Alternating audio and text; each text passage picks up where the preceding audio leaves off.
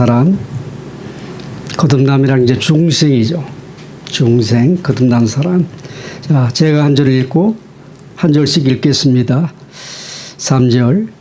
예수께서 대답하여 이르시되 진실로 진실로 내게 이르노니 사람이 거듭나지 아니하면 하나님의 나라를 볼 수 없느니라. 예수께서 사람이 늙으면 어떻게 날 수 있사옵나이까? 하나님의 나라에 들어갈 수 없느니라. 니고데모가 이르되 사람이 늙으면 어떻게 날 수 있사옵나이까? 두 번째 모태에 들어갔다가 날 수 있사옵나이까? 5절입니다. 예수께서 대답하시되 진실로 진실로 내게 이르노니 불과 성령으로 나지 아니하면 하나님의 나라에 들어갈 수 없느니라. 육으로 난 것은 육이요 영으로 난 것은 영이니. 내가 네게 거듭나야 하겠다 하는 말을 놀랍게 여기지 말라. 자, 7절 다시 한번 함께 읽습니다. 내가 내게 거듭나야 하겠다 하는 말을 놀랍게 여기지 말라. 아멘. 오늘 말씀은 너무나 많이 아시는 거, 또 우리 교회에서 전체적으로 그동안 우리가 한 것을 한번 좀 정리하면서 한번 거듭난 사람. 그러면 거듭난 사람은 과연 어떤 사람이냐? 이게 우리가 9월의 서정에서는 중생이라고 합니다. 중생. 거듭난 사람은 과연 어떤 사람이냐? 근데 사실 여기 우리가 초점은 사람입니다. 하나님이 천지 창조하시고 자연 만물 중에도 가장 우리 사람을 통해서 하나님과 함께 하나님의 일을 할 수 있도록 대리권, 대표로서 인간을 만들었기 때문에 사람이 얼마나 중요한지 오늘 그 말씀을 더군다나 오늘 예수님께서 거듭남이 과연 어떤 것이냐. 인간의 힘으로는 절대로 할 수 없다는 거 오늘 말씀을 하고 있습니다. 그러면 실질적으로 오늘 제목은 제가 거듭난 사람이란 중생에 대해서 오늘 말씀을 드렸지만 주제로 본다면 사람입니다. 바로 저와 여러분. 하나님이 창세전에 작정하시고 예정하시고 선택하신 그 사람, 바로 여러분 저와 함께 한 사람 한 사람에게 주시는 오늘 예수님이 그 메시지라고 보면 됩니다. 죄송합니다. 물 좀 있으면 좀 주세요. 여기 있어. 과연 사람이란 무엇인가?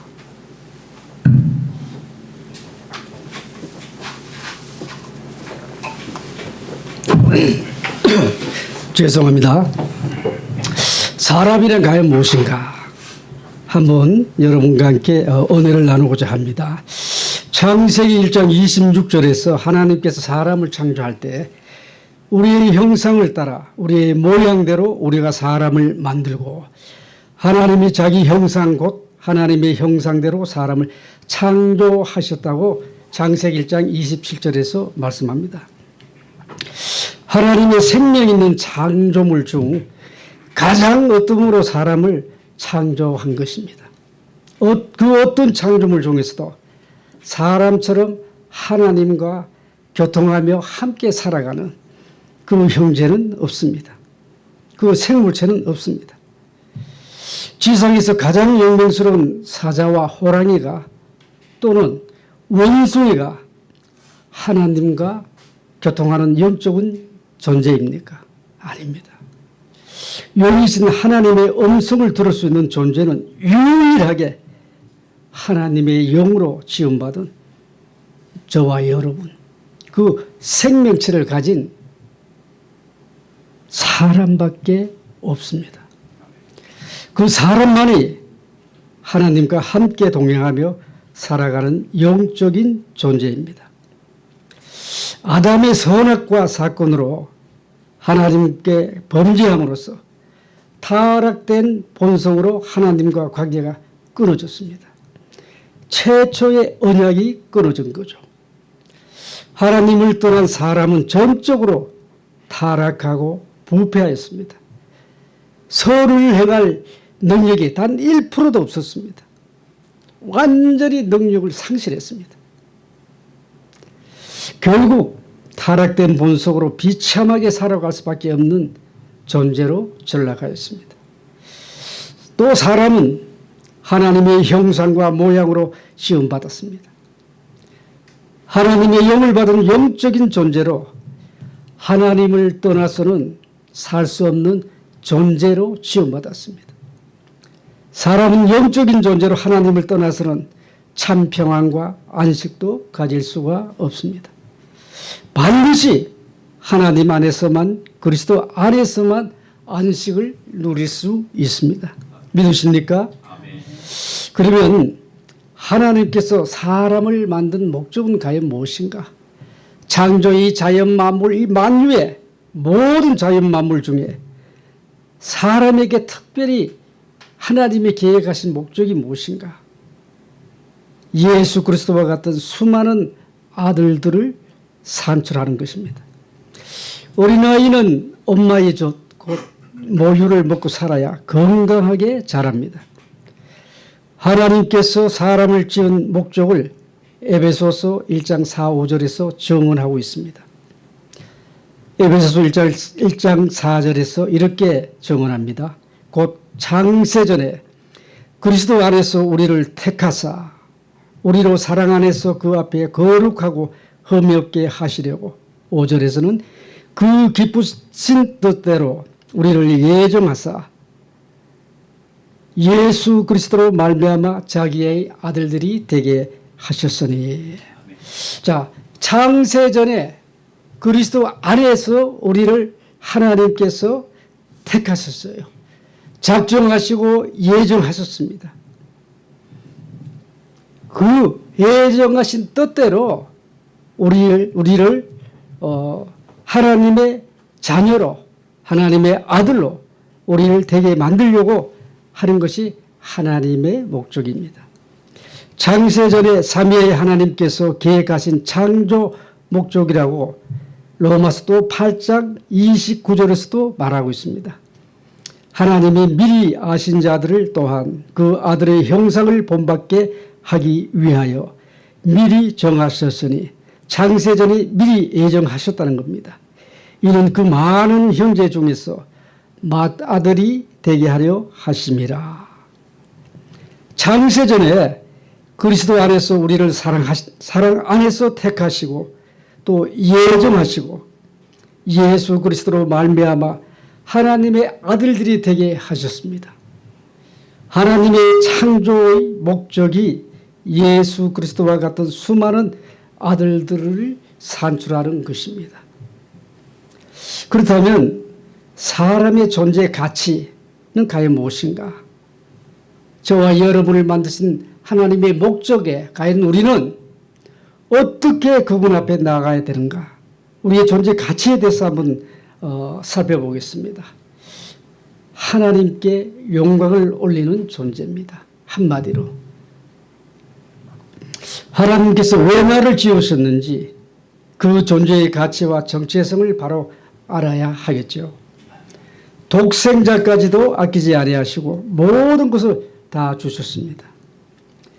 하나님의 창조하신 목적에 합당하지 아니하면 심판의 대상이 되고 폐기물로 처리된다는 것입니다. 무서운 겁니다. 우리는 이것을 간과해서 살아서는 안 됩니다. 반드시 하나님의 목적에 합당하게 우리는 살아야 하나님이 주시는 모든 신령한 복을 받고 살아갈 수 있다는 것을 믿으시기 바랍니다. 만약에 창조의 목적에 어긋나게 살아간다면 심판의 대상이 된다는 겁니다. 우리를 쓰레기통에 버린다는 겁니다. 노아의 가족 8식구만 살아났습니다. 생명 있는 모든 사람은 심판의 대상이 되고 말았죠. 사람은 하나님을 위한, 하나님의 영광을 위한 존재라는 것을 성경은 말하고 있습니다. 이사야 43장 7절에서 이렇게 말씀합니다. 내 이름으로 불려지는 모든 자, 내가 내 영광을 위하여 창조한 자를 오게 하라. 그를 내가 지었고 그를 내가 만들었느니라 말씀합니다. 또 이사야 43장 21절에서는 이 백성은 내가 나를 위하여 지었나니 나를 찬송하게 하려 함이라. 사람은 하나님을 위한, 하나님의 영광을 위한 존재라는 그 정체성을 가진 생명체입니다. 인류 역사를 돌아보면 하나님께서 창조를 하시고 아담의 원죄로 모든 사람이 타락됨으로써 범죄 안에서 살게 되었습니다. 예수 그리스도의 십자가의 구속으로 회복을 시켜주십니다. 그리고 완성까지, 새 예루살렘까지 성경은 끊임없이 우리를 인도하여 주시고 또 견인해 주십니다. 성경은 결국 구속사로 연결이 됩니다. 창세전에 삼위 하나님께서 영원하신 하나님의 아들을 구원 중보자로 정하셨습니다. 그의 대속적 구속사역을 통해서 사람과 언약을 하나님께서 맺으셨습니다. 하나님의 구속의 경륜을 이루어가고 있죠. 언약 속에서 오르는 구속사를 보면 에덴 동산에서부터 시작합니다. 첫사람 아담과 선악과 사건으로 최초의 언약, 행위 언약이 깨어지고 파괴되었습니다. 아담이 불순종함으로써, 범죄함으로써 결국은 하나님과의 그 언약 관계가 깨어짐으로써 결국은 쫓겨납니다. 첫 번째 언약이 창세기 15장 여자의 후손과의 언약입니다. 그것이 바로 아담이 선악과 사건으로 인해서 그 행위 언약을 최초로 우리가 깨뜨린 겁니다. 두 번째 언약은 창세기 9장에 나오는 노아의 무지개 언약입니다. 노아의 가족, 8가족 외에는 모든 생명체는 물로 심판하였습니다. 그리고 세 번째 언약은 아브라함의 햇불 언약입니다. 창세기 15장에 나옵니다. 400년 동안 아브라함의 후손이 계기되어서 살아서 반드시 돌아오겠다고 짐승을 쪼개고 거기 위를 지나는 하나님, 그것이 햇불 언약이죠. 또 네 번째는 모세의 시내산 언약이 있습니다. 이스라엘 백성을 출애굽시켜서 그들을 십계명을 통해서 40년 동안 훈련시킵니다. 출애굽 19장에서 나오죠. 그리고 다섯 번째 또 모압 평지 언약이 있습니다. 출애굽 제2세대, 이제 가나안 땅 바로 앞에서 모세가 마지막으로 출애굽 제2세대를 이끌고 거기에서 하나님과의 언약을 설교하고 있습니다. 여섯 번째는 다윗의 언약입니다. 다윗의 자손에게 영원한 왕권을 주리라 하신 하나님의 그 언약이죠. 그리고 일곱째는 에레미야의 새 언약이 있고요. 그리고 성전에 실체가 없는 에스겔 언약이 또 있습니다. 영원한 새 예루살렘, 천국의 천상에서 하나님이 보여주신 에스겔을 통해서 성전, 그 성전을 통해서 언약한 것이 에스겔 언약입니다. 그리고 신약에 와서 우리가 살고 있는 새 언약, 예수 그리스도를 통해서 새 언약을 하셨습니다. 누가복음 20장 22장 20절 성만찬을 통해서 예수님께서 새 언약을 제정하셨죠. 예수님의 피로 세우는 새 언약이었습니다. 성경은 언약을 통해 구속사에 연결하는 고리가 바로 이 언약입니다. 모든 언약의 최종 정착지는 바로 예수 그리스도입니다. 아멘. 창세전에 예수 그리스도 안에 우리를 다 모아놨어요. 거기에서 계획하시고 하나님의 뜻하신 바 우리를 지었다고 성경은 말씀하고 있습니다. 창세전에 그리스도 안에서 예정하신 하나님의 절대 주권 아래서 이루어진 것입니다. 누가복음 22장 20절 저녁 먹은 후에 잔도 그와 같이 하여 이르시되 이 잔은 내 피로 세운 새 언약이리니 곧 너희를 위하여 붓는 것이라. 고린도전서 11장 25절에서는 이렇게 말합니다. 식후에 또한 그와 같이 잔을 가지시고 이르시되 이 잔은 내 피로 세운 새 언약이니 이것을 행하여 마실 때마다 나를 기념하라 하셨으니 그러므로 모든 언약은 십자가에서 이루어진 것입니다. 십자가 사건 후 부활하신 영으로 우리가 다시 하나님과의 관계가 회복되었습니다.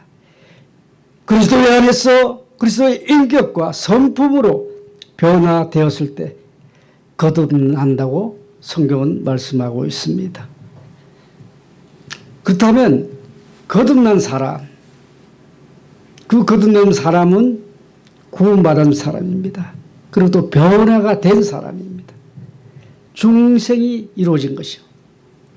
그렇다면 중생, 이 거듭난 사람을 그 사람은 인간의 의지로 이루어지는 것이냐? 아니라는 것입니다. 하나님의 절대 주권, 하나님의 단독 사역으로 완성된다는 것입니다. 요한복음 1장 13절에서 이렇게 증언합니다.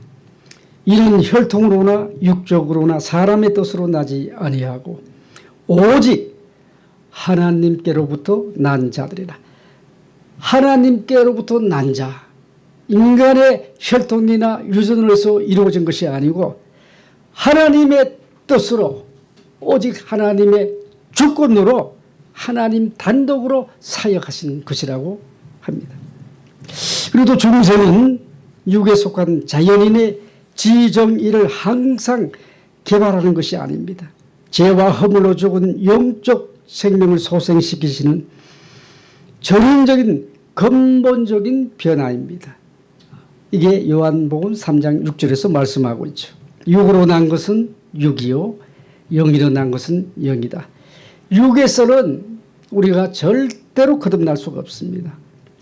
우리의 본성은 죄악에 타락된 본성이고 완전 부패하고 완전 타락되었기 때문에 우리는 회복할 능력이 없습니다. 하나님의 영이신 성령께서 하나님의 주권적으로 우리에게 거듭나게 할 수 있다는 것이죠. 오늘 말씀도 그렇지 않습니까? 물과 성령으로 거듭난다. 하나님의 계획주의에서는 이 물을 세례와 또 말씀으로도 우리가 상징합니다. 말씀과 하나님의 본체인 말씀과 성령으로만 거듭날 수 있다는 것입니다. 아멘. 아멘. 병든 자가 회복하는 것과 같이 전진적이 아니라 죽은 자가 살아나는 것은 즉각적인 변화다. 그리고 한 번 우리가 거듭나고 중생이 이루어진 것은 절대 취소되지 않는다는 겁니다. 그렇다면 과연 우리가 진짜 제대로 거듭나느냐는 겁니다. 이 중생은, 이 거듭남은 하나님의 주권적인 은혜로 우리가 이루어지기 때문에 한 번 거듭나면 중생으로 이루어지면 절대로 취소되지 않는다는 겁니다. 우리가 끊임없이 반복적으로 죄를 범하고 타락하고 한 것은 아직 거듭나지 않았다는 겁니다. 한번 우리 스스로 한번 돌아보는 시간이 되었으면 좋겠습니다. 오늘 말씀은 제목이 거듭난 사람입니다. 본문 말씀을 보면 유대인의 최고 종교 법정인 산헤드린 공의 지도자입니다. 이 니고데모라는 사람은 바리새파 소속이면서도 성경의 정통한 율법학자죠. 이 사람이 예수님을 찾아와서, 그것도 밤에 살짝 찾아와서 궁금한 점을 이제 묻습니다. 거듭나지 않는 사람, 이때 예수님께서 말씀을 하죠. 사람이 거듭나지 않으면 하나님의 나라에 들어갈 수 없다. 들어갈 수도 없고 볼 수도 없다고 오늘 말씀하십니다. 내가 나이가 많은데 어떻게 어머니 뱃속으로 다시 들어가서 내가 태어날 수 있습니까? 최고의 율법학자이고 경륜이 있는 이 니고데모 입에서 나오는 말입니다. 그는 이스라엘 선생으로 또 대표적으로 율법학자로 추앙받는 이 니고데모가 어떻게 거듭나느냐? 예수님의 말씀에 도무지 물과 성령으로 거듭날 수밖에 없다 하는 말을 이해할 수가 없습니다. 모태에 들어갔다가 어떻게 다시 태어날 수 있습니까? 물과 성령으로 거듭나야 한다. 예수님께서 말씀하십니다. 이 말씀은 하나님의 생명이 우리 안에 들어오셔서 하나님의 생명으로 다시 태어나는 것을 가리키는 것을 거듭난다는 것입니다. 하나님의 생명의 말씀, 이 말씀이 우리 안에 들어오셔서 빛을 비춰준다면 부활하신 영을 우리들이 받아서 영적으로 다시 태어나는 것이라고 오늘 말씀하고 있습니다. 그래서 요한복음 1장 12절 13절에서 이렇게 말씀합니다. 그는 어떻게 거듭나는지 말씀하고 있지 않습니까? 영접하는 자 곧 그 이름을 믿는 자들에게는 하나님의 자녀가 되는 권세를 주셨으니 먼저 영접하고 예수 그리스도를 믿어야 됩니다. 하나님의 자녀로서 하나님이라는 것을 믿어야 됩니다. 또 13절에서는 이는 혈통으로나 육적으로나 사람의 뜻으로 나지 아니하고 오직 하나님께로부터 난 자들이다. 성령으로 인해서 하나님께서 주권적으로 우리에게 은혜를 던집혀 주시는 것입니다. 하나님께로부터 난 자들은 하나님께서 택하신 족속입니다. 하나님의 소유라는 것을 우리가 잊어서는 안 됩니다. 우리는 하나님의 택하신 족속이며 왕같은 제사장으로 세우신 하나님의 소유임을 잊어서는 안 될 것입니다. 거듭난다는 것은 구원받고 제사함을 받아서 새 생명을 얻었다는 것을 말합니다. 저와 여러분 구원받고 또 제사함 받고 새 생명을 얻었지 않았습니까? 그렇다면 우리는 구원의 확신을 가져야 됩니다. 거듭난 사람에게는 반드시 하나님의 사랑이 내 안에 들어옵니다. 자기 중심적으로 살았던 혼적인 타락된 본성, 옛사람 자아가 죽고 떠나갑니다. 그때부터 내 안에 주인이 바뀝니다. 내가 하는 것이 아니고 내 안에서 주님께서 하십니다. 믿으십니까? 부활하신 생명의 영이 나를 다스리시고 통치하시는 줄 믿으시기 바랍니다. 자, 3절에서 전에는 우리도 다 그 가운데 우리의 육체의 욕심을 따라 지내며 육체와 미움이 원하는 것을 하여 다른 이들과 본질상 진노의 자녀였더니 그들의 청명이 어두워지고 그들 가운데 있는 무지함과 그들의 마음이 굳어짐으로 말미암아 하나님의 생명이 떠나 있도다. 에베소서 4장 18절에서 또 3절에서 오늘 말씀하고 있습니다. 거듭남이 없이는 하나님의 생명을 소유할 수 없습니다.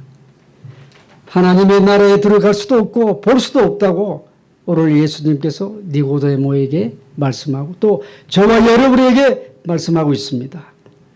하나님의 말씀을 받아들이고 믿게 될 때 계시의 비밀의 말씀과 부활하신 생명의 영, 성령으로 거듭나게 된다는 것을 믿으시기 바랍니다. 베드로전서 1장 23절입니다. 너희가 거듭난 것은 썩어질 씨로 된 것이 아니요 썩지 아니할 씨로 된 것이니 살아있고 항상 있는 하나님의 말씀으로 되었느니라. 하나님의 말씀으로 심판하시고 말씀으로 축복해 주신다는 것을 믿으시기 바랍니다. 하나님의 말씀은 살아있습니다. 운동력이 있습니다. 우리의 모든 것을 다 회복시켜 주시고 그 하나님의 말씀 안에 생명이 있다는 것을 믿으시기 바랍니다. 하나님의 자녀로 거듭난 자는 서로 화목해야 합니다. 또 정죄하지 말아야 합니다. 부족한 것을 덮어주는 이타적인 성품과 사랑으로 거듭나야 합니다. 예수님께서 친히 제자들에게 마가복음 10장에서 말씀하지 않았습니까? 마가복음 10장 43절입니다. 너희 중에는 그렇지 아니할지니 너희 중에 누구든지 크고자 하는 자는 너희를 섬기는 자가 되라. 너희 중에 누구든지 어둠이 되고자 하는 자는 모든 사람의 종이 되어야 한다. 종이 되라는 겁니다. 또 45절에서는 인자가 온 것은 섬김을 받으러 함이 아니라 도리어 섬기러 하고 자기 목숨을 많은 사람의 대속물을 주려 함이라. 이 땅에 예수님께서 오신 것은 우리를 대속하기 위해서 자기의 목숨을 주려고 오신 것입니다. 한마디로 죽으러 왔죠. 왜요? 우리의 생명을 살리기 위해서, 우리를 속량해서 우리를 구원하기 위해서 이 땅에 오신 예수님, 그분이 제자들에게 또 오늘 저와 여러분에게 말씀합니다. 섬기는 자가 되라. 크고자 하는 자는 섬기는 자가 되고 또 어둠이 되고자 하는 자는, 높고자 하는 자는 종이 되라고 합니다. 자, 중생은, 거듭난 사람은 용서와 사랑이 회복되어야 합니다. 선악과가 남아있으면 중생이 아직 덜 된 것입니다. 안 된 것이죠. 우리 안에 근본적인 변화가 있어야 합니다. 지적이 그리스도의 성품과 인격으로 변화됩니다. 선악과에 지배받지 않고 생명나무에 우리가 지배받아야 됩니다. 전에는 우리도 다 선악과 지배를 받고 살았습니다. 사도 바울은 지식은 다 변이라고 했습니다. 똥이라고 했죠. 사도 바울같이 모든 율법에 정통한 그 사도 바울도 세상에서 모든 지식은 다 변이라고 했습니다. 뱃을 몰라 했습니다. 자기가 자랑할 것은 오직 예수 그리스도밖에 없다고 했습니다. 그러나 우리는 어떻습니까? 내가 조금이라도 돋보이기 위해서 늘 나를 광고하고 나를 자랑합니다. 거듭난 사람은 그래서는 안 됩니다. 거듭난 사람은 이제 새로운 피조물로 변화되었다고 고린도후서 5장 17절에서 말합니다. 그런즉 누구든지 그리스도 안에 있으면은 새로운 피조물이라. 이전 것은 지나갔으니 보라 새 것이 되었도다. 이제 우리가 새로운 피조물입니다. 완전 새로운 사람이 되어야 합니다. 또 계시록 3장 20절에서는 볼지어다 내가 문 밖에 서서 두드리노니 누구든지 내 음성을 듣고 문을 열면 내가 그에게로 들어가 그와 더불어 먹고 그는 나와 더불어 먹으리라. 저와 여러분에게 늘 주님께서는 문을 두드리십니다. 그 문을 두드리시는 주님을 우리는 영접하고 또 주님의 음성을 듣고 물과 성령으로 거듭나면은 주님과 함께 먹고 주님과 함께 동행하면서 산다는 것을 믿으시기 바랍니다.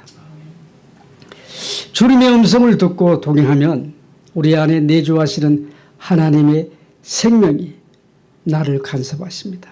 주께서 간섭합니다. 그리고 책망하시고 양심을 들춰내시어 회개할 수 있도록 은혜를 주십니다. 내가 너와 함께한다. 내가 너와 함께한다. 하나님의 그 음성을 들어보셨습니까? 다 들어보셨을 겁니다. 우리 권사님, 하나님께서 내 딸아 내가 너와 함께한다. 사랑한다. 그 음성을 들으셨죠? 하나님은 늘 문 밖에서 두드리시면서 그렇게 말씀하실 겁니다.